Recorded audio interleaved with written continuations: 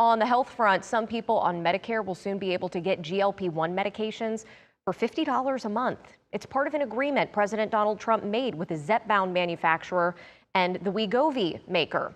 Under that deal, Medicare will pay $245 per month for the drugs. Beneficiaries will only have to pay $50 of that.